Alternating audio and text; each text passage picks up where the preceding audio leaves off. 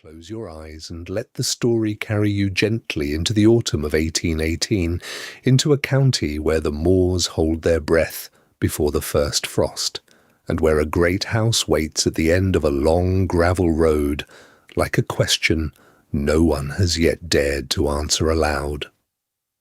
Ashveil Park stands in the western reaches of Derbyshire, its limestone facade the colour of old bone, its many windows catching the last of the afternoon light and returning it diminished, as though the house had no wish to be generous with warmth.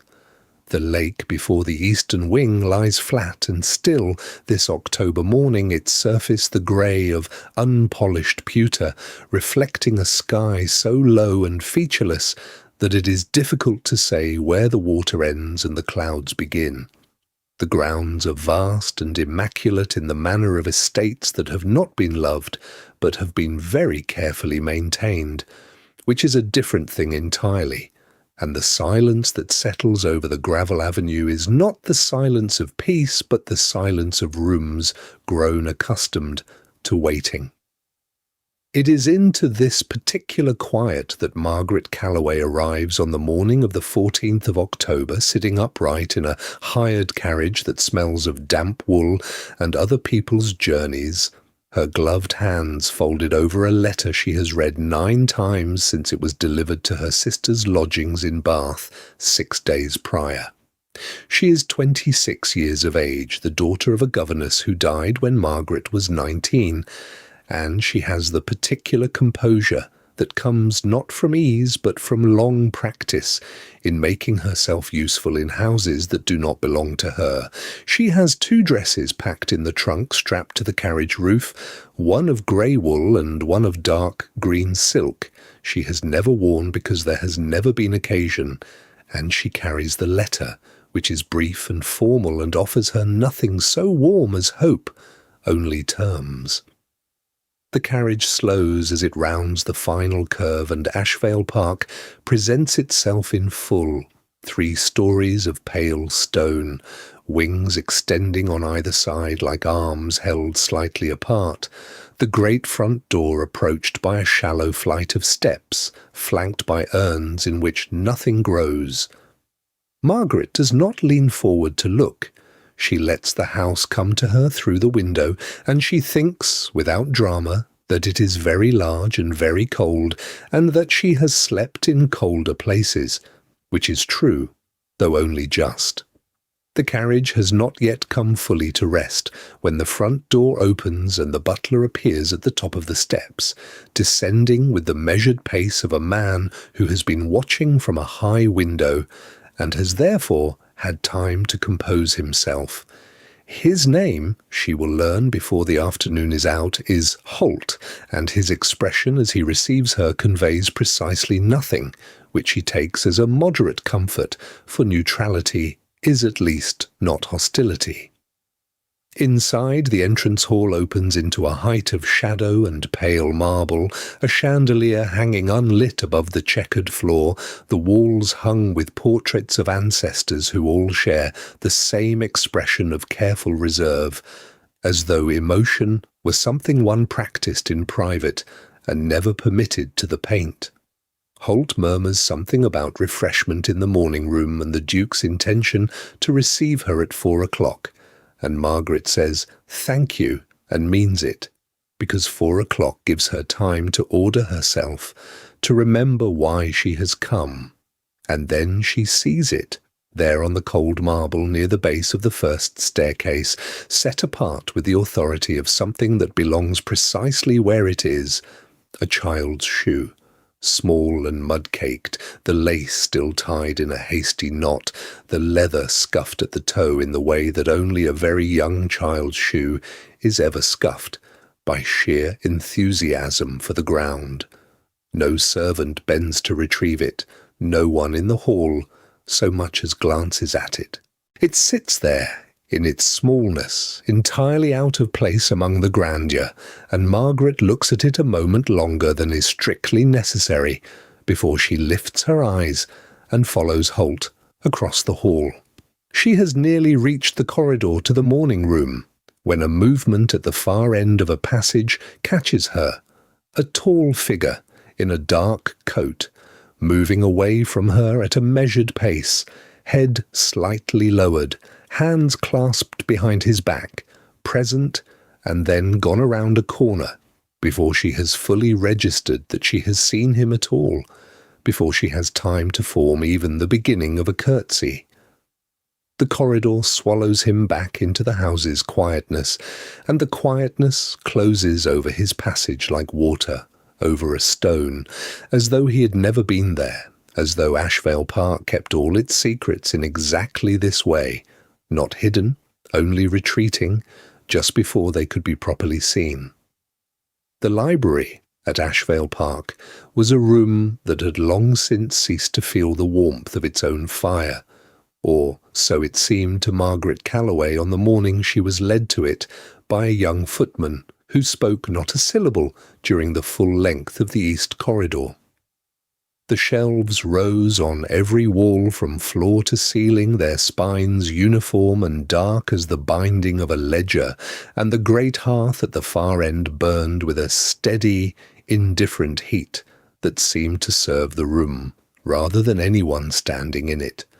Edmund Carew, Duke of Ashveil, stood before that fire with his back to the door when she entered, his shoulders squared toward the flames in the posture of a man who had long conducted his affairs without the necessity of performing ease. He turned when the footman withdrew, and the look he gave her was brief, 2 or 3 seconds at most, precise and unrevealing, the glance a solicitor gives a document before he sets it on the table for signature.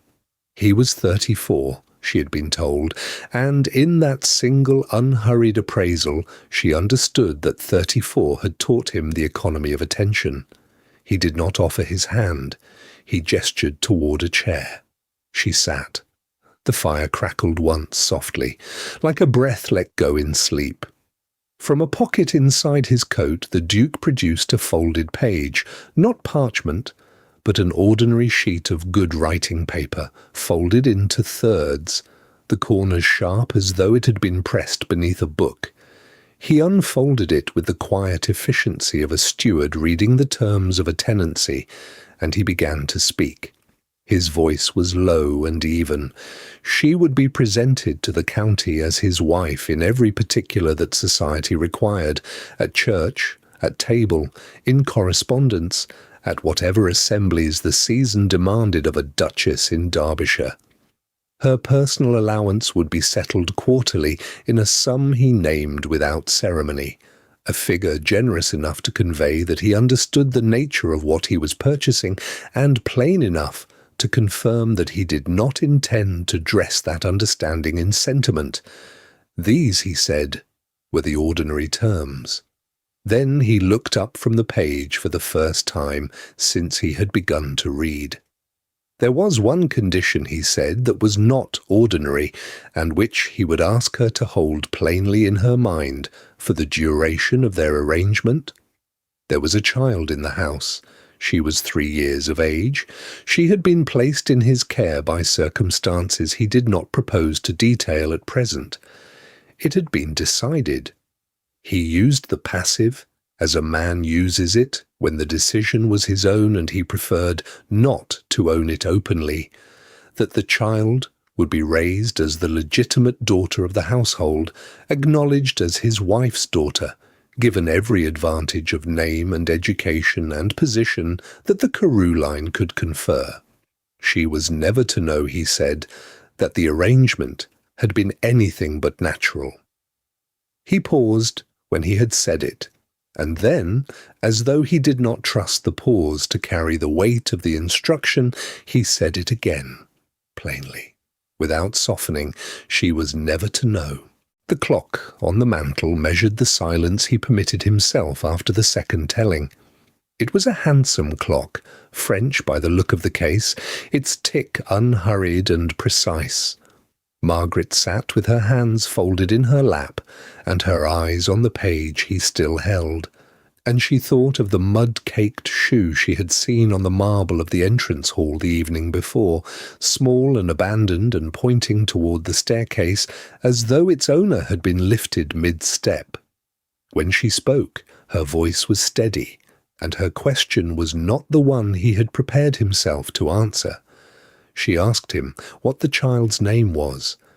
The Duke of Ashveil, who had read the terms of a marriage from a folded sheet of writing paper with the measured calm of a man accustomed to the governance of large estates and difficult seasons, stopped. It was a brief pause, no more than 2 or 3 ticks of the French clock, but it was unmistakable. He had expected her to ask about the allowance. He had not expected her to ask about the child before she had asked about herself. He told her the name. She nodded and drew the page across the writing table and signed her name beneath his in a hand that did not tremble. He did not thank her. The fire shifted once behind him, settling into its coals with a soft collapse of sound, and the clock continued its patient, indifferent count of the seconds that followed, as unhurried as the winter light that lay across the library floor. The nursery at Ashveil Park caught the last of the winter light long after the rest of the house had surrendered it, for its eastern window faced a gap in the old oaks, and through that gap the pale sky lingered like a held breath before darkness claimed it. It was into this half-luminous room that Margaret was led on her second evening as mistress of the house, led, though she had not asked to go, by the nursemaid Mrs. Doyle, who held the candle with the careful formality of one delivering a package of uncertain welcome. The fire had been built up and burned steadily, its warmth a generous thing in contrast to the cold that lived in every corridor below. Yet Lily did not sit beside it. She sat in the window seat, knees drawn close, one small hand resting flat against the glass, as though testing whether the world beyond it was real. In her other hand she held a wooden horse, worn smooth at the ears where small fingers had pressed again and again across months of quietness. She was watching the door when Margaret came through it, and she did not stop watching when Margaret stepped inside, 3 years old, and her gaze was the careful, still gaze of a child who has learned, in some wordless, bodily way, that new faces require assessment before they may be granted anything further. Margaret saw all of this at once, the position at the window rather than the hearth, the grip on the toy horse, the surveillance that passed for stillness. She did not crouch. She did not speak in the high, sweetened register that adults often produce for small children, as though great altitude were the chief obstacle between them. She crossed the room at an unhurried pace, settled herself on the floorboards near the window, arranged her skirts as comfortably as the situation allowed, and opened the leather travelling bag she had brought up from her chamber without explanation. Inside it were the ordinary contents of a woman's mending: thread, a bone needle case, a glove whose 4th finger had developed a small and tiresome split along the seam. Margaret drew the glove onto her left hand and began to examine the damage with the same composed attention she might have given it in a drawing-room or in the quiet of a journey, or anywhere at all that was not a nursery with a watchful child 3 feet distant. Mrs. Doyle stood near the door and said nothing because there was nothing one could usefully say. The fire settled. The light in the gap between the oaks dimmed another degree. A spool of thread, cream-coloured, the kind used for pale kid gloves, escaped Margaret's bag and rolled across the nursery floor with the soft, decisive motion of something that has been waiting for an excuse. It came to rest a little nearer the window seat than Margaret's hand could reach. There was a silence of perhaps half a minute. Then came the sound of small feet on bare boards, deliberate and unhurried, and Lily crossed the room and picked the spool up.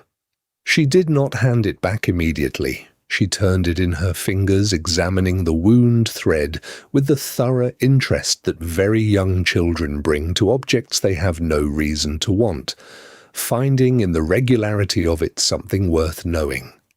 Mrs. Doyle, watching from her post beside the door, drew a breath that was not quite a sound, but was near enough to one that Margaret heard it clearly. She did not look up.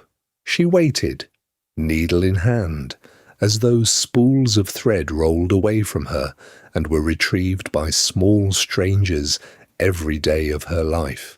After another moment, Lily set the spool on the floorboards beside Margaret's bag, close but not touching, and returned to the window seat and her wooden horse. She did not look at the door again. She looked instead at Margaret, not with the surveillance of before, but with something quieter and more considered. That night, when the house had settled and the staff had drawn back to their own quarters, Edmund Carew walked the long corridor that ran past the nursery on his way to his study. He was a man who moved through his house as though he had already arrived wherever he was going, and he did not habitually slow for closed doors. But beneath the nursery door a thin line of lamplight showed, warm and steady, against the dark boards. And he paused. He stood quite still in the corridor, one hand resting at his side, and he did not move on for a long moment. Ashveil Park woke before its new mistress did, as great houses always will. The kitchen fires lit by 5:30, the dairymaid's boots already crossing the cobbled yard. Margaret lay still each morning and listened. The distant clank of iron, the murmur of voices she could not yet name, the particular creak of the corridor that ran past her door toward the linen room. Houses speak in such a language if one is patient enough to learn its grammar, and Margaret had always been patient. On the third morning she rose before the fire was fully drawn, dressed without ringing for assistance, and went downstairs to take her breakfast in the small parlour, rather than waiting in her room for a tray. It was not an act of boldness, and she did not wish it read as one. She chose the smaller chair beside the window, poured her own tea, and watched the frost on the inner glass soften and yield as the morning light came over the east wing. On the fourth day, Mrs. Norris came to find her there. The housekeeper was a woman of 50 or thereabouts, with a still face that had once been handsome and now possessed something more useful, authority worn so long it had ceased to require demonstration. She carried the leather household ledger and set it on the table without preamble, asking, in a tone neither unkind nor accommodating, whether the new Duchess had any familiarity with the management of quarterly accounts for a household of this scale. Margaret set down her cup. She had been her father's eldest daughter, and her father had been a solicitor's clerk in Shrewsbury, modest in circumstance and meticulous in habit. Her mother, before her marriage, had kept the accounts for the household she served as governess. She answered Mrs. Norris's question in full, cited the expected quarterly outlay for candles and coal at a smaller house, asked one clarifying question about the arrangement with the Bakewell chandler, and did not perform any of it. Mrs. Norris looked at her a moment with the expression of a woman recalibrating an instrument she had expected to find faulty. She took the ledger back, and she did not, after that, stop Margaret in the corridor again. The most reliable of the house's rhythms was the Duke himself, who rode out each morning at 6, with a punctuality that might have seemed military, had it not been so entirely natural to him. She learned this from the sound. The particular crunch of iron-shod hooves on gravel, the brief command to a groom in a voice that carried without effort, the diminishing rhythm as horse and rider crossed the lower drive and turned north toward the park. He returned between 8 and 9:30, always in some alteration from the man who had left, his colour higher, some small loosening about the jaw. She did not contrive to encounter him at these hours. Proximity was not among the terms of this arrangement. There was, however, one small thing that could not be accounted for. On the Tuesday of her first full week, the darned glove she had left absently on the hall table was gone. She found it that afternoon on the small table beside her bedroom door, returned, folded with some care, and left without note. She asked the housemaid nearest to hand. The girl did not know. She asked the hall boy. He had not seen. She did not pursue the inquiry, but she set the glove in her drawer and was aware for a moment of something she could not quite name. Not warmth precisely, but the absence of coldness in its place. The formal dinner came at the end of the week. They sat at a table built for 20 and occupied by 2, in the careful silence of a room waiting to discover what conversation these people would make. Edmund asked, with the deliberate courtesy of a man who had prepared his questions, about her father's profession. She told him, a solicitor's clerk, conscientious and thorough, respected in a limited sphere, gone now 4 years. She did not embroider it, and Edmund did not look surprised. He inclined his head with something that might, in better light, have been called recognition, as though the answer confirmed a hypothesis rather than presenting a new one, and moved to the next course without comment. When she retired, she sat at the dressing table before the candle and considered whether anything had changed. The house, she decided, had not, but it had learned her name. The nursery at Ashveil Park held its warmth longer than any other room in the house, as though the old stones had learned over many generations that small creatures required particular tenderness from the cold. A single candle burned on the table beside the narrow bed, its flame steady in the draught-free air, and the shadows it cast were soft and rounded, the kind that do not frighten. It was on the 4th night of this arrangement, for Margaret had slipped into the habit almost before she had named it, that she understood what Mrs. Norris had tried, with her customary economy of words, to convey. Lily could not sleep without a voice in the room. Not music, not the creak of the house settling, not even the low percussion of rain against glass. A voice, human and present and unhurried. Margaret had brought from her mother's shelves a slim volume bound in green calfskin, a collection of fables rendered into English by some patient scholar whose name had worn from the spine. She opened it and began to read, and Lily, who had been lying with her eyes wide and watchful as a cat's, slowly let them close. By the 8th evening, Lily knew the stories, not in the imprecise way that children know things heard once or twice, but in the absolute and exacting way of a child who has committed a text to her private interior library and expects the reader to honour it with precision. Margaret had reached the passage concerning the fox who ventured into the frozen orchard. She had said silver, she was nearly certain, when a small voice rose from the pillow. The fox said, "Grey," Lily murmured. "Not silver, grey." Margaret looked down. Lily's eyes remained closed, her dark lashes resting against her cheek, her voice no louder than the candles settling. Margaret read the line again, correctly, and felt something shift in her chest that she could not immediately name.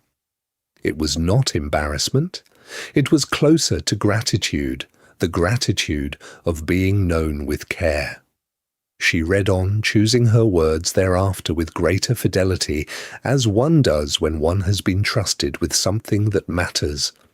She could not have said which evening Edmund came to the doorway. She became aware of him only gradually, in the way one becomes aware of a change in the quality of the air, the slight alteration another presence introduces into a quiet room. She did not turn. She continued reading, her voice steady, moving through a full page of the fable of the heron and the winter lake, the sentences long and unhurried as they were meant to be read. When she reached the foot of the page and looked up to find her place, the doorway was empty. He had come and gone like a tide, leaving no impression but the faint certainty that he had been there. She did not remark upon it nor hasten the end of the chapter. On the evening that Lily asked her question, the candle had burned low and the room was amber and close. Lily had been quiet for some time, quiet enough that Margaret had supposed her asleep, and she was preparing to set the book aside when the child spoke. "Will you be here?" Lily said, "tomorrow and tomorrow." It was not precisely a question, though it arrived with a question's weight. Margaret felt it settle upon her, the full measure of what was being asked, which was not merely about tomorrow, nor the tomorrow after, but about the entire succession of tomorrows stretching forward through the winters and springs of a small life not yet old enough to count them. She said yes. She said it without pause, without qualification, and with a steadiness that surprised her, for the answer had come from somewhere deeper than considered thought. Lily made a small sound of satisfaction, the sound a person makes when a door they have been uncertain of is quietly confirmed to be unlocked, and said nothing further. Margaret sat with her until the candle guttered, and a little longer, in the dark. She could not be certain in the days that followed whether she had made a promise or simply told the truth. Perhaps, she thought, those were not always different things. The pressed leaf appeared the next morning, tucked between the pages where the fox appeared, small and brown and perfect, with the particular delicacy of something handled with great concentration and very small fingers. Margaret held it on her palm a moment, then she pressed it back between the pages and read that evening with more care than ever. The morning had settled into its familiar, unhurried quiet, the kind that Ashveil Park seemed to manufacture from the very grain of its oak floors and the slow drift of ash in the grate. When the footman placed a letter beside the Duke's plate, it was nothing remarkable in appearance, a folded sheet sealed in dark wax, the handwriting slanted and deliberate in the manner of one who had learned their letters with great seriousness. Margaret was pouring her second cup of tea. She noticed it only because Edmund noticed it, or rather because the particular quality of his stillness altered in the way that still water alters when something passes beneath it, invisibly, entirely, and yet somehow unmistakably. His knife, which had been moving across the bread in its steady, methodical way, simply stopped. Not placed down with intention, not set aside with care, but stopped, arrested, mid-motion, as though the hand that held it had received a private instruction that overruled every other direction it had been given. He read the letter once, his eyes moving across it without haste, without any discernible alteration in the architecture of his face. Then he folded it along its original crease. He excused himself from the table with a courtesy so practised that Margaret would have been deceived by it had she not been watching the bread. She was watching the bread.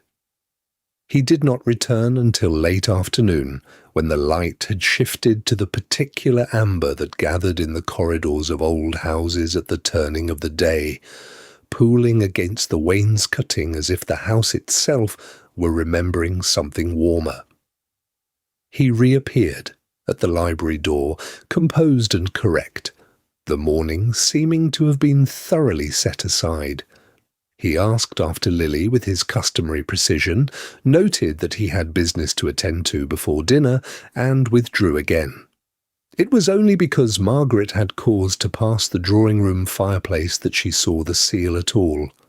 Someone had swept the grate that morning, and yet there it sat among the pale ash, a circle of dark wax, broken cleanly in two, the impression of whatever device it bore pressed forever into silence. She did not touch it. She stood with her hands quiet at her sides and looked at it for longer than was perhaps entirely necessary, and then she continued along the corridor toward the nursery, carrying with her only the fact of its existence and asking no questions of it whatsoever. Mrs. Norris, whose economy of conversation was itself a kind of management, mentioned the matter in passing, while Margaret was examining the nursery shelves for a volume Lily had requested. The housekeeper spoke without particular weight, one careful sentence among the ordinary commerce of the afternoon. She said only that the little one's previous situation had been difficult, that it was a mercy things had settled so well, and that she thanked God daily for the routines that children come to rely upon. Then she straightened a curtain and moved on, and the ordinary afternoon resumed around the remark as water resumes around a stone. Margaret did not ask what she meant. The evening was cold, the fire in the sitting-room banked high against the early dark of the season when Edmund appeared in the doorway. He stood for a moment in the manner that had become familiar to her, as though calibrating his own approach, and then he entered and seated himself in the chair that had gradually come to be understood as his. He asked, with a deliberateness she recognized as something more than social form, whether Lily had spoken of her mother. Not whether Margaret had asked, he was careful enough for that, but whether Lily, of her own choosing, had raised the subject. Margaret met his eyes across the firelight and told him, with full honesty, that she had not. That Lily spoke of the present with the whole of her attention, that she had not, in all of their evenings together, reached toward any past that Margaret could identify. Edmund received this in silence. He looked for a moment into the fire, and then he said, almost more to himself than to her, that she had been very young, that he should not have, and the sentence ended there, incomplete in the ordinary air of the sitting-room, its conclusion withheld not by design, but by something that looked, in the amber firelight, very much like the particular ache of having no words that are equal to the truth. The fire settled. The house held its breath. Margaret did not speak to fill the silence, and in this, perhaps without knowing it, she offered him the only gift that required no reciprocation. The morning had turned pewter pale before the Harwood carriage was spotted at the end of the long elm avenue, its lacquered panels catching what little light the winter sky saw fit to offer, and within Ashveil Park there was that particular quickening of the household that announces the arrival of neighbours whose opinion has always been held, if not quite earned. Lady Harwood descended first, her pelisse trimmed in sable, her movements carrying the confidence of a woman who has never needed to measure the weight of another's regard, because her own has always been the heavier thing in the room. She was followed by her husband, a pleasant, insubstantial gentleman of 50, who smiled readily and meant little by it, and by her eldest daughter, whose eyes moved with the same swift, appraising quality as her mother's, though they had not yet learned to disguise the motion. Margaret received them in the west drawing-room, where a fire burned low and the curtains had been drawn back to admit the grey afternoon light, and she stood with the composure of a woman who has spent 6 weeks learning which silences in a great house are hers to keep. Lily stood beside her, small fingers curled into Margaret's skirt as they had taken to doing in the presence of strangers, and Margaret had rested one hand at the child's back in the way that had become, without either of them quite choosing it, habitual. Lady Harwood's gaze began at Margaret's gown, a respectable dove-grey morning dress, well made, but not fashionable. the sort of thing a woman of modest origins wears when she has been careful, and descended to Margaret's hands, which were steady and ungloved, and which bore the ducal signet ring Edmund had pressed upon her without ceremony. The gaze arrived finally at the child. There was a pause of precisely the kind that is not a pause at all, but a sentence. Lady Harwood inclined her head toward Lily with the gentle, pitying smile one reserves for objects of charity in a great house, and said, in the carrying tone of a woman who has never learned to lower her voice, that it was very good of the Duchess to take such an interest in the little ward, and that children of uncertain circumstance were so often the better for a lady's influence. The words fell into the room the way a stone falls into still water, and the stillness that followed was of the same quality. Margaret did not look toward Edmund, who stood by the window with his back to the garden, though she was aware of him with that heightened sense of his position in any room, steady and unconscious as one's sense of where the fire is. She looked instead at Lady Harwood, with an expression of such quiet, unruffled attention that Lady Harwood, who was not an unintelligent woman, felt the disconcerting impression of having misjudged the depth of a step. Margaret's hand moved from Lily's back to Lily's own small hand, closing around it with a warmth that was not performance, and she said, without any alteration in the pleasantness of her tone, that she believed Lady Harwood must be thinking of someone else, as this was her daughter, and that Lily had been quite looking forward to the visit, having seen few guests at Ashveil since the season.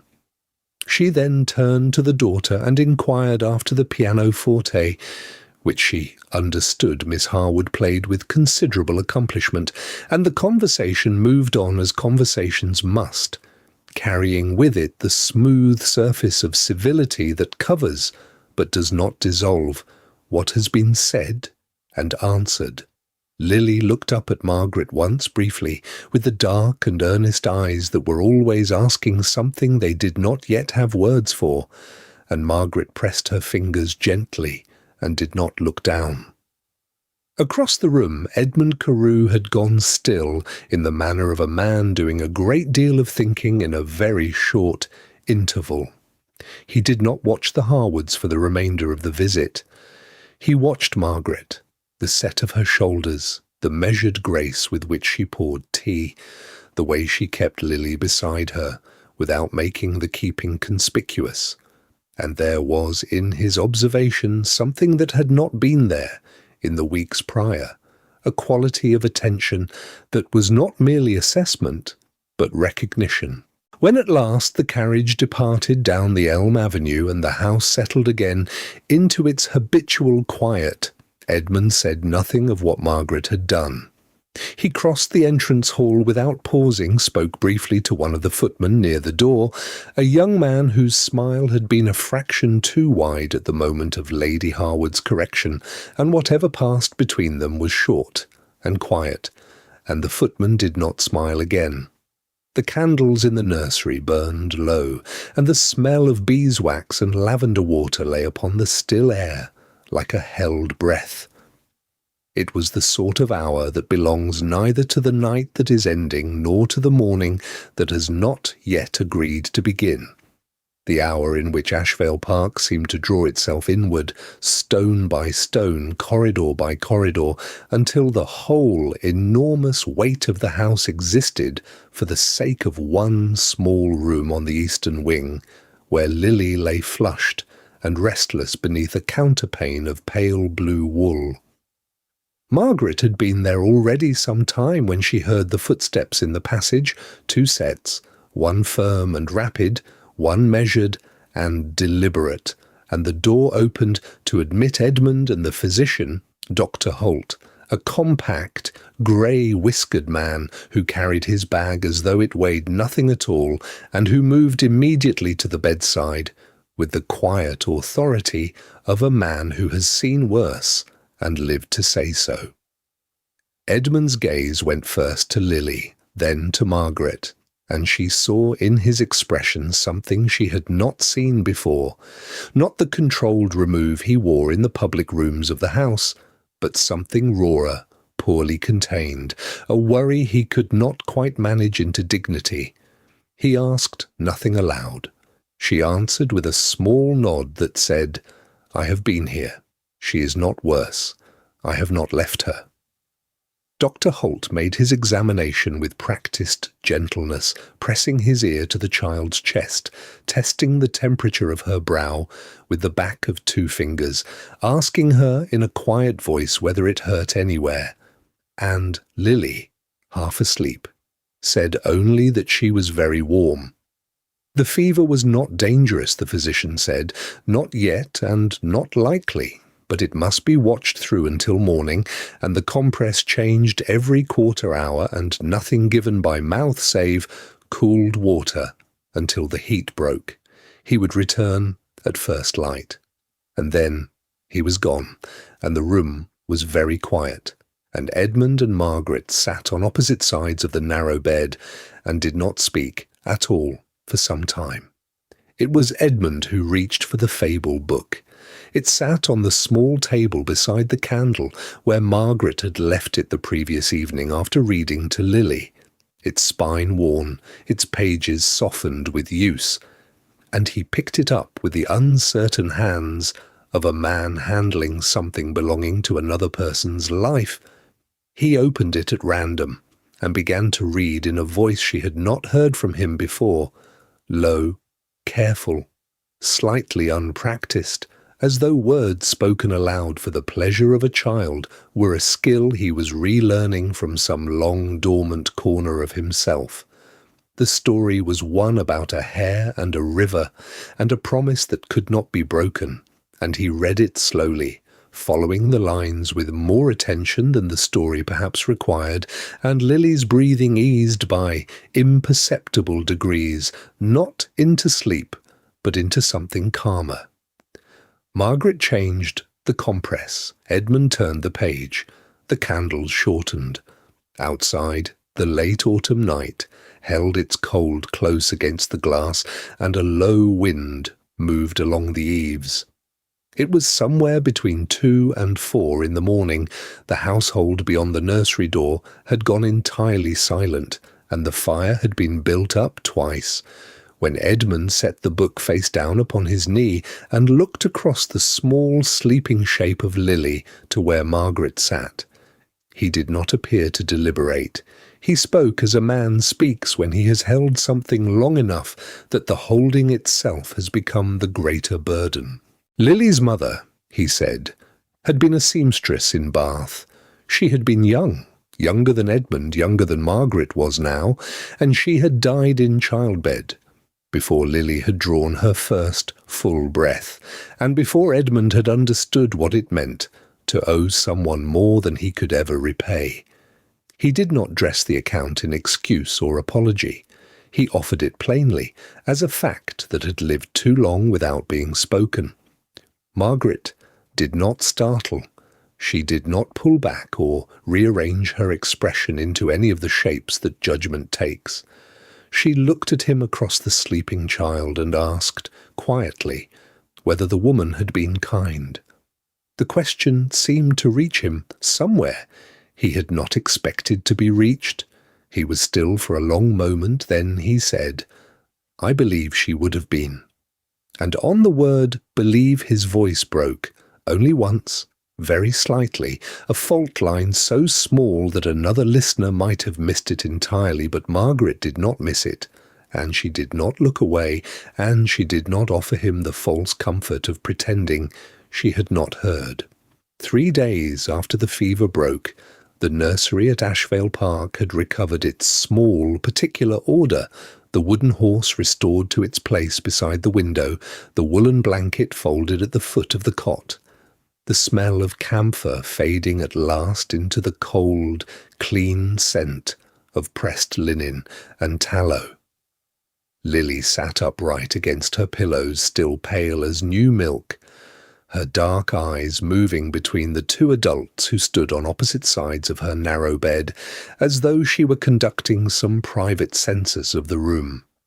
She had been quieter since the fever, not diminished, but distilled, as though the ordeal had burned away everything superfluous and left only the essential child beneath, watchful, precise, and possessed of a 3-year-old's ruthless gift for the unguarded question. She was turning her horse over in her hands, studying the painted bridle with apparent absorption when she spoke without looking up. She asked, in her clear, unhurried way, why the Duke called Margaret Mrs. Carew and not Mamma. The word hung in the room like a note struck on a cold bell, clean, resonant, and impossible to call back.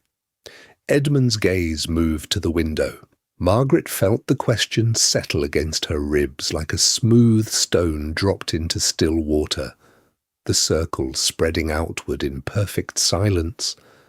Neither of them answered immediately, not from cruelty, but from the simple impossibility of collapsing so large a truth into language a child of 3 could carry without dropping it.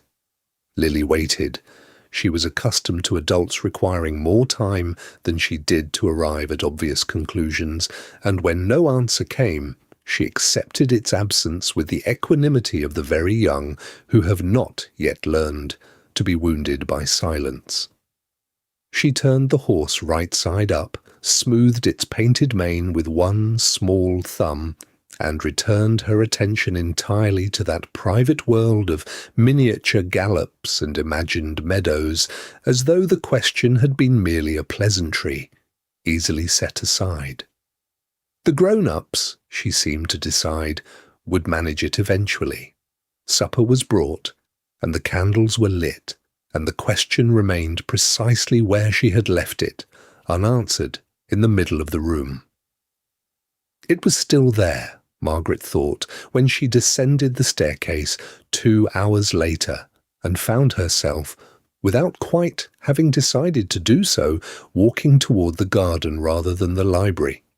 She had not sought Edmund out before, not once in the month since their arrival at Ashveil, and the novelty of her own intention was strange enough to make her pause at the stone threshold, her shawl drawn close against the dusk, her breath clouding faintly before her in the failing light.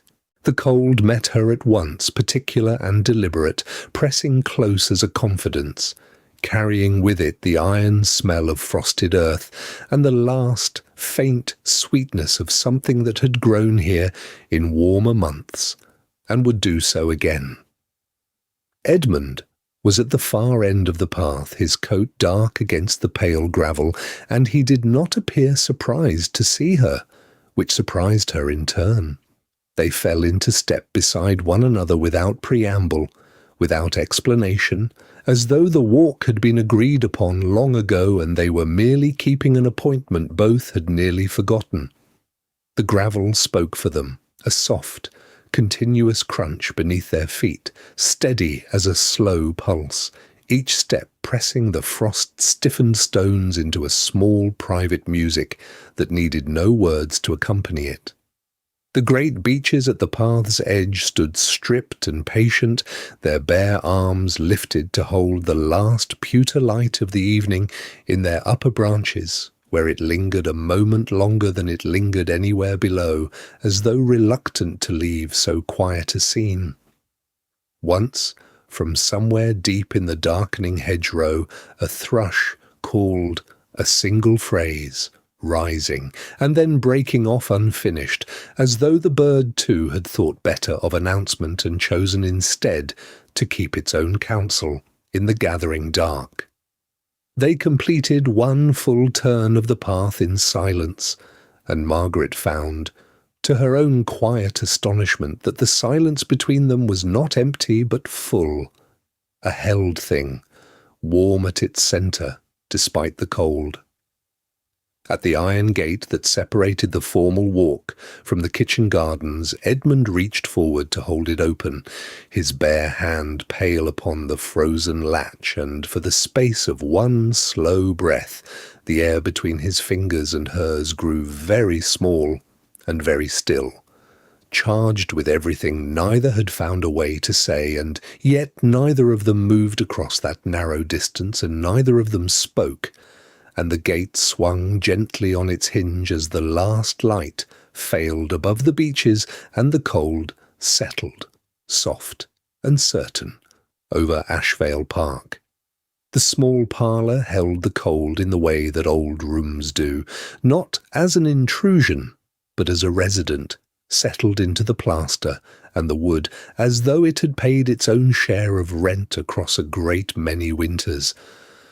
Margaret had grown accustomed to it by now, this particular quality of chill that softened only slightly when the fire was well fed, and she had come to regard the room as a companion of a certain reserved disposition, generous with light in the mornings, quiet in the afternoons, asking nothing of her that she was not already prepared to give.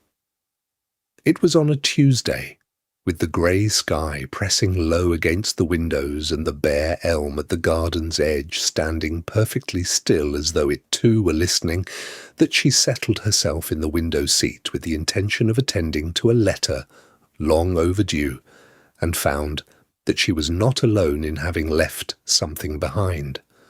A small volume lay upon the cushion where she invariably sat, a collection of verse, its cover a faded blue-grey, its spine worn soft at the corners in the manner of a book that has been opened many times, and with some feeling. She might have supposed it forgotten, left by some previous visitor, except that Ashveil Park did not accumulate such accidents. Every object in this house occupied its position by intention. She lifted the book and felt, at once, the slight resistance of a folded slip of paper lodged part way through, marking a page with the quiet authority of a thing placed deliberately and with care. The paper was cream, unaddressed, folded once along its length, and when she opened it she recognized, without requiring any confirmation, the handwriting, the same unhurried, slightly formal hand that appeared on household accounts and on the brief notes Edmund sometimes left regarding Lily's schedule or the management of some domestic matter. No name was written upon it. There was only the page number, and beneath that a single word in the same deliberate script. This. She turned to the passage. It was 8 lines, neither famous nor obscure, by a poet whose name she half recalled from her father's library, a poet of the previous generation who had written mostly of domestic life and of women moving through it, and who had been little celebrated in his own time. The lines described a woman, unnamed, who keeps the house steady as a keel beneath still water, who makes no sound but whose absence the walls would register, as a ship registers the loss of ballast, settling unevenly, leaning toward whatever emptiness she had left. Margaret read it once and understood it plainly. She read it a second time and understood it more fully than she wished to, because understanding it fully required acknowledging something she had been managing, with considerable discipline, not to acknowledge. She read it a third time with the pale winter light falling across her hands and the fire settling behind her with a soft collapse of embers, and then she closed the book at precisely the page where she had found it, smoothed the folded slip back into position, and set the volume down upon the window seat cushion in the same attitude in which she had discovered it. The afternoon passed. She wrote her letter. She did not mention the book to anyone. At dinner the candles made their small enclosed world at the centre of the table, and the conversation moved as it usually did through the practical distances of the day, Lily's improvement in her letters, a fence requiring repair in the lower field, whether the roads to Branton would remain passable through the coming week. Edmund, she noticed, had positioned himself with the careful neutrality of a man who is very deliberately not watching something. His attention moved from his plate to the salt cellar to the middle distance, and returned to her face with the studiousness of one who believes the movement has gone undetected. She did not give him what he was waiting for. She did not school her expression into blankness, nor did she offer any signal of recognition, nor permit herself the small smile that rose once and was set aside like an object placed back upon a shelf. But when he looked at her a third time across the candlelight, as careful and as unguarded as a man can be in the same moment, she did not look away first, and the silence between them stretched one breath longer than it needed to, which was, under the circumstances, quite enough. The letter arrived on a Tuesday, carried from the village by the same postboy who brought the Weekly Gazette and a parcel of seed catalogues Edmund had not ordered, and it was this mundane company that made the thing all the more unsettling when, late that same afternoon, Edmund laid it upon the library table before Margaret without explanation or preamble, as though setting down a piece of evidence whose significance he trusted her to perceive. He did not fold it closed again. He did not stand at a careful distance. He simply placed it where the autumn light from the south-facing window fell fully across the page, and he waited. The gesture was not small. In all the months that had passed since Margaret had come to Ashveil Park, she had observed Edmund carry his private burdens in the manner of a man who had long since concluded that burdens were his alone to bear, and so the act of laying this particular paper in this particular shaft of light, unhidden, offered, told her as much as the letter itself before she had read a single line. She drew the page toward her, and she read it with care, not haste. For haste, she had learned, was the instrument of error, and this was not a document that could afford to be misread. The letter was composed in the florid, circumspect language of a certain species of London solicitor, and its author identified himself as acting on behalf of a gentleman who claimed cousinship with a woman formerly of Bath, a seamstress of that city, deceased some 3 years past. The letter did not name the child, it did not need to. It employed instead the word settlement, that most elastic and euphemistic of legal terms, in conjunction with phrases such as questions of natural origin and the matter of public record, and it made reference, with elaborate delicacy, to the capacity of certain documents held in trust by the aforementioned gentleman to occasion considerable interest among persons of rank and standing. Margaret set the page down, smoothed it once with the flat of her palm, and allowed a moment of quiet to pass through the room before she spoke. She had identified the mechanism. The man was not, in any strict legal sense, possessed of enforceable claim. The law of that era offered no instrument by which a purported distant kinsman of an unmarried deceased woman could compel a duke to acknowledge the parentage of a ward, not without sworn proof, and not without the cooperation of parties under no compulsion to provide it. What the letter relied upon was not law at all.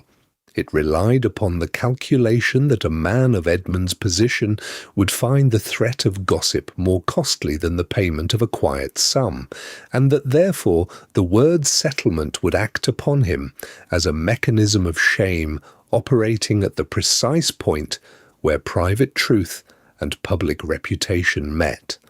Margaret said this to Edmund in almost those exact words, standing beside the library table in the fading afternoon light, her voice even, and her hands still.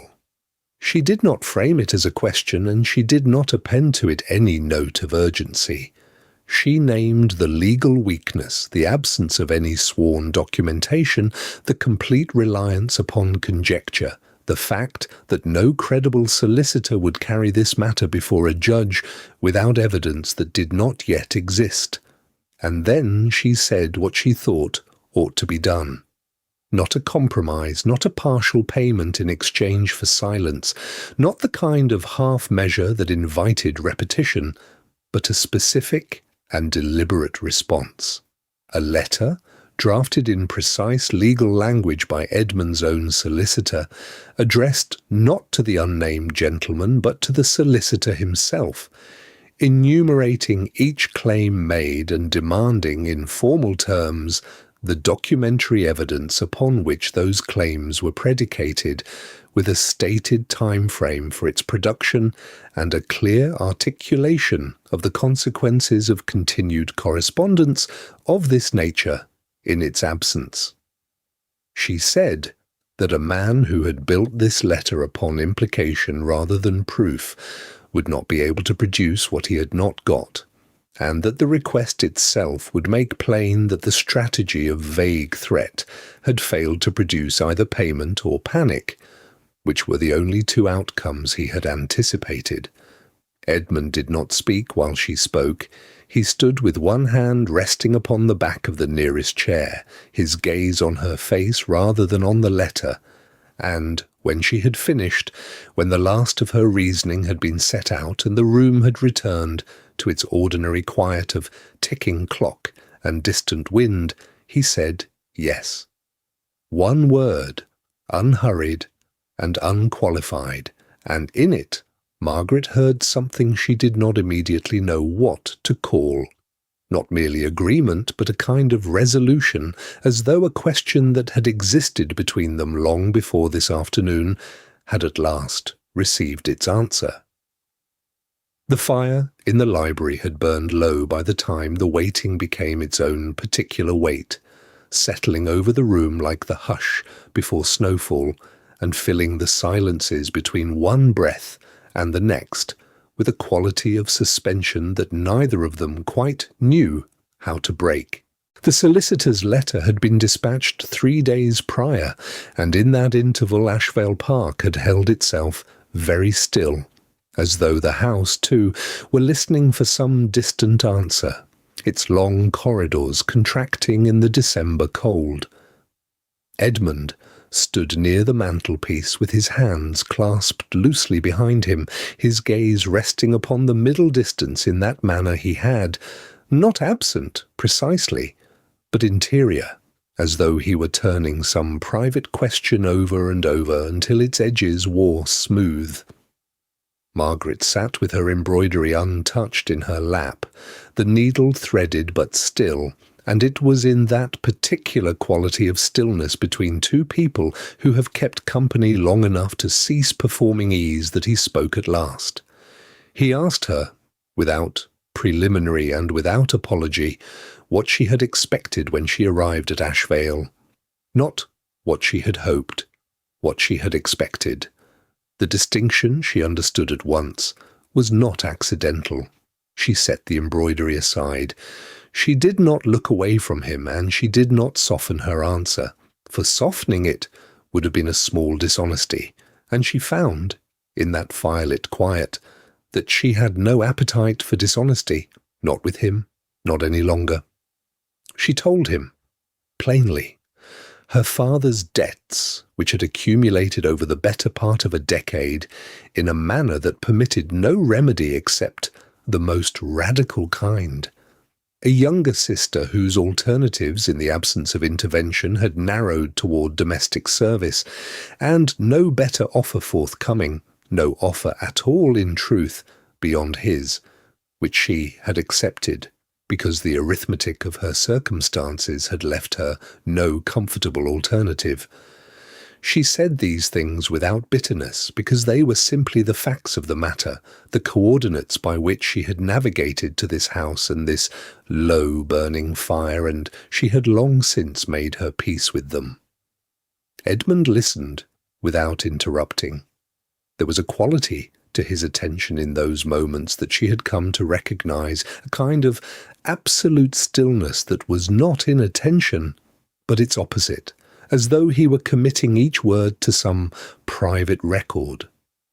When she paused, the pause itself seemed to acquire its own gravity, and she let it hold for the space of several heartbeats, before she added the thing she had not planned to say, the thing that arrived without announcement and yet felt, as she spoke it, entirely true. She said that she had not expected to find a child who needed her to stay. She did not elaborate, and she did not need to, for Lily's fever night and all the long evenings of reading aloud had already said everything that elaboration might have reached for. The words settled between them like something laid down gently, with care, in a place where they might rest undisturbed. Edmund was quiet for what felt like a considerable interval. When he spoke, his voice carried the particular register she had learned to associate with truths he had not previously permitted himself to voice aloud. He told her that he had chosen her because her reference letters, 3 of them, from 3 entirely separate correspondents, who had no knowledge of one another, had each independently employed the word steady. No other candidate's letters had done so. He had read through a considerable number of them, and that single coincidence of language had struck him as something more reliable than any number of accomplishments, and so he had written to her father. Margaret looked at him. It was, she thought, a very Edmund sort of reason, precise and lateral and entirely characteristic, and she felt something shift in her chest that was not surprise so much as recognition, the particular warmth of understanding someone accurately. Then the silence returned, longer this time, the way the air in a room changes when a window has been opened, even after it is closed again. Edmund said, at last, in a voice that was quieter than his ordinary register and rather more careful, he had not expected to be grateful. She asked him, for what? He turned to look at her then, fully, and in his expression she could see the words forming and then, very gently, declining to arrive. Not from evasion, she understood, but from something that had not yet found the shape it needed, the way certain truths require more time than a single winter afternoon can offer. The fire crackled softly. Outside, the cold pressed its grey face against the windows, and Ashveil waited, and neither of them spoke again for quite some time. And that silence, too, was its own kind of answer. The solicitor's letter departed Ashveil Park on a grey Tuesday morning, sealed and directed in the careful hand of Mr. Fenwick, who had served the Carew family for 3 decades, and understood, without being told, that this correspondence required both discretion and dispatch. Margaret had written the counter-proposal herself, guiding his pen with a steadiness that surprised even her, and when the letter was gone she said nothing of it to anyone, not because she wished to conceal her part, but because she found she did not require acknowledgment. She had done what was necessary. Whether it succeeded was a question she chose not to carry about with her through the days that followed. Lily required her attention. The oak trees along the park's northern boundary were releasing the last of their amber cargo, and the child had discovered that if she ran fast enough through a cascade of falling leaves, she could catch one before it touched the ground. This occupied her wholly, and Margaret watched from the stone bench near the kitchen garden wall, a shawl drawn close against the cold that had settled into the air with the particular finality of late autumn, a cold that smelled of damp earth and wood smoke. The sky above the park was the colour of pewter, cloudless and still, and the light it gave was thin and even, and without shadow, the kind of light that made everything look more essential, as though the year, having stripped away ornament, had arrived at something true. Lily gave a sudden cry of triumph. She had caught her leaf, a broad and tattered thing, once golden and now the colour of cured leather, and held it aloft for Margaret's inspection with the gravity of a child presenting a trophy. Margaret applauded, and the sound of her two gloved hands meeting was small and muffled in the cold air, but Lily beamed as though an audience of hundreds had risen for her. It was in the midst of this that she heard footsteps on the gravel of the path that curved between the kitchen garden and the lawn. She did not immediately turn, but the footsteps did not continue to the tool store. They paused and then resumed more slowly, crossing from gravel onto grass, and something in the change of that sound, from the neat crunch of stone to the softer press of boot upon turf, made Margaret look. Edmund stood perhaps 30 feet from her, and she understood at once that he had no errand. He carried no papers, no book, no thing that might account for his presence outdoors in the cold of a November afternoon. He had come simply because he had decided to come, and the simplicity of that fact was more legible to her than anything he might have said aloud. He looked at Lily first. The child had not noticed him. She was crouched over a small drift of leaves near the garden wall, examining them with the seriousness she brought to all investigations. He watched her for a moment, and his expression was not the guarded thing Margaret had grown accustomed to reading across a dinner table. It was quieter than that, closer to tenderness than he perhaps knew it looked.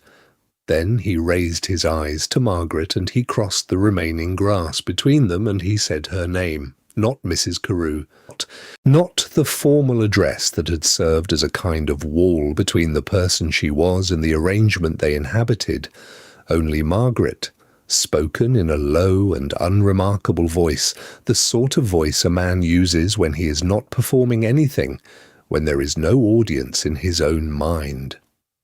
She rose from the bench because it seemed wrong to remain seated. She looked up at him in the thin pewter light, and he did not offer the information she had been waiting for, not the words that might have named the weeks just past, not the explanation of why he had come across the grass with no excuse. He only reached out and took her hand, her gloved right hand in both of his, and held it there, between them in the open air, in plain sight of the upper windows, in plain sight of the house that had witnessed everything and said nothing. It was not an embrace. It was not a word. It was a hand clasp, ordinary in its form and entirely extraordinary in everything it meant, and Margaret felt the warmth of it through the kid leather of her glove, and understood that the matter had been settled. Not only the threat, not only the letter, but something else as well, something that had been building since the night of Lily's fever, since the marked pages of the poetry, since the long evening they had spent waiting together in near silence for news. They could not hurry. Lily ran past them, chasing another leaf, and neither of them moved, and the cold held its breath, and the oak trees let go of the last of what they had been keeping. The breakfast room at Ashveil Park held a particular quality of light in the middle hours of the morning, when the clouds thinned enough to let the pale spring sun fall across the white cloth and the silver pot and the small blue cup that had been placed at Lily's customary corner of the table ever since the child had been deemed old enough to sit among them. It was not a remarkable morning in any respect the house could have recorded. The fire had been laid at the usual hour. The bread had come warm from the kitchen. Mrs. Norris had seen to the sideboard with her characteristic exactitude, and the jug of cream stood precisely where it always stood, and the morning carried itself forward with the unhurried certainty of a household that had at last found its own quiet rhythm. Edmund sat at the head of the table with the morning's correspondence folded beside his plate, though he had not opened it. Margaret sat to his left, attending to nothing in particular beyond the ordinary business of the meal, the small, pleasant occupation of buttering her bread, the warmth that rose from the hearth and softened the air between the windows. Lily sat at her corner, her feet not quite reaching the floor, her attention divided between the last of her porridge and the small crust of bread she had been working at, with the solemn industry of one engaged in important labour. It was this crust she regarded when she finished with it, and then she raised her eyes to Margaret across the short distance of the table with the directness that only very young children possess. And she said, in her ordinary voice, the voice she used to ask for anything at all in the world, "More bread, Mamma, nothing more." No particular emphasis, no pause before the word to mark it as different from any other.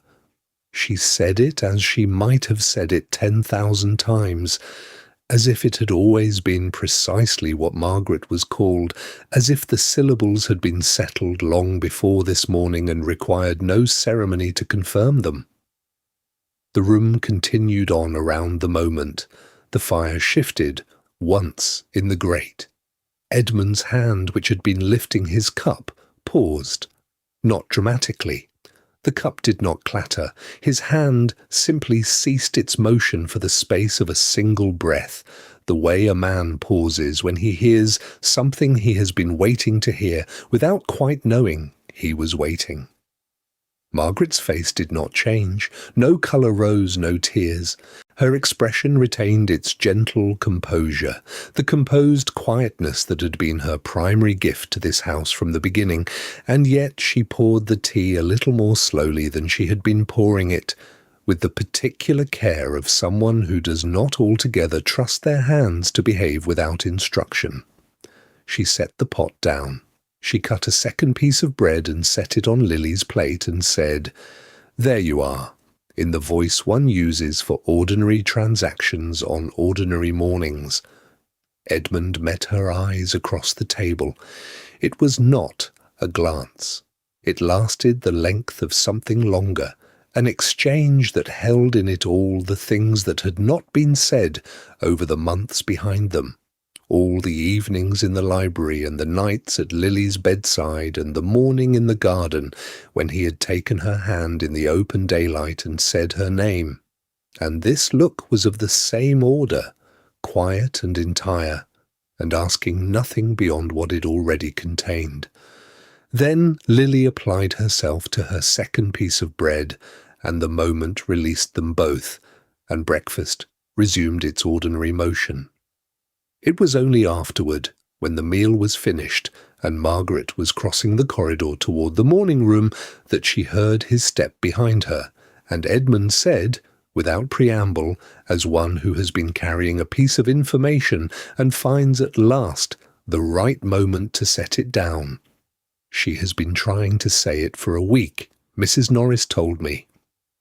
Margaret stopped walking. She turned to look at him standing in the corridor with the light still in the windows at his back, and something in her shifted, something that had been held carefully for a very long time, and she laughed. It was a full, unguarded laugh, the first of its kind she had permitted herself inside these walls, and it carried down the corridor, past the closed doors and the portraits and the quiet rooms, until the house itself seemed briefly and entirely changed. Spring did not arrive at Ashveil Park by announcement or fanfare, but in the manner of all true returns, quietly, almost apologetically, as though it had not meant to be away so long. The frozen lake, which had lain silent and pewter-coloured through the long Derbyshire winter, wore now a fringe of young reeds along its shallower margins, green as new ribbon and trembling in the mild southerly that moved across the water in soft, unhurried sighs. The willows at the eastern shore had begun to blur, each branch wrapped in the palest suggestion of leaf, and the light itself had altered its quality, falling longer and warmer across the stone flags of the terrace than it had in many months. Indoors, A housemaid climbed to the long parlour before breakfast and unhooked the shutters that had sealed that room against the cold since early autumn. And when she drew them back, the morning entered as though it had been patient, as though it had waited politely on the step all this time and was pleased, at last, to be admitted. Dust motes turned in the sudden brightness, and the pale damask of the sofa glowed in a way it had quite forgotten. After breakfast, Edmund found Margaret in the entrance hall wearing his walking coat and said only that the ground would be firm enough now for the full perimeter, if she wished it, and she said she did.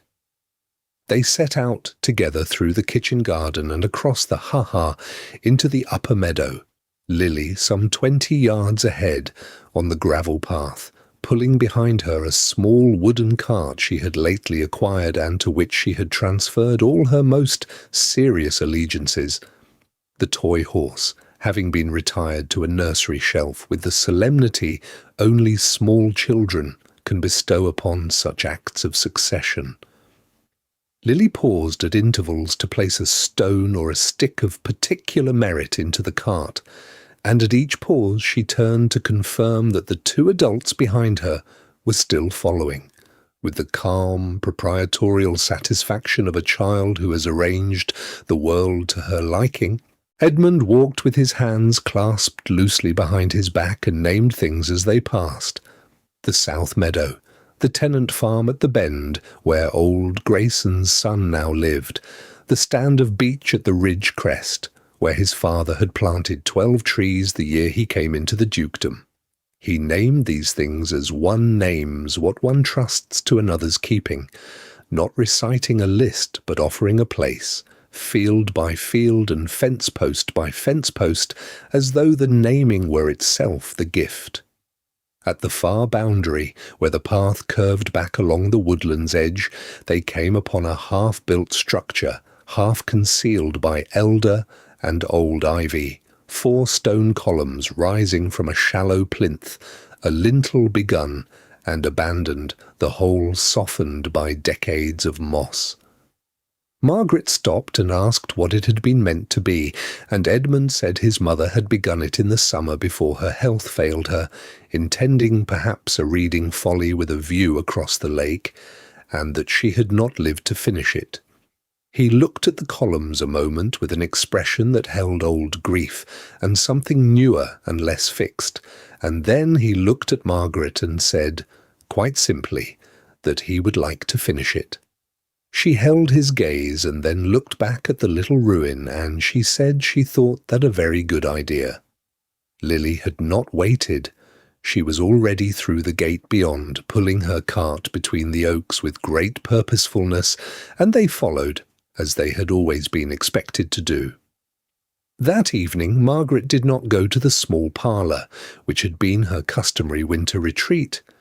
She went to the library, settled into the armchair beside the window with a book of verse, and Edmund came in not long after and took the chair across the hearthrug and opened his own volume, and for a long while there was no sound except the fire and the occasional turn of a page.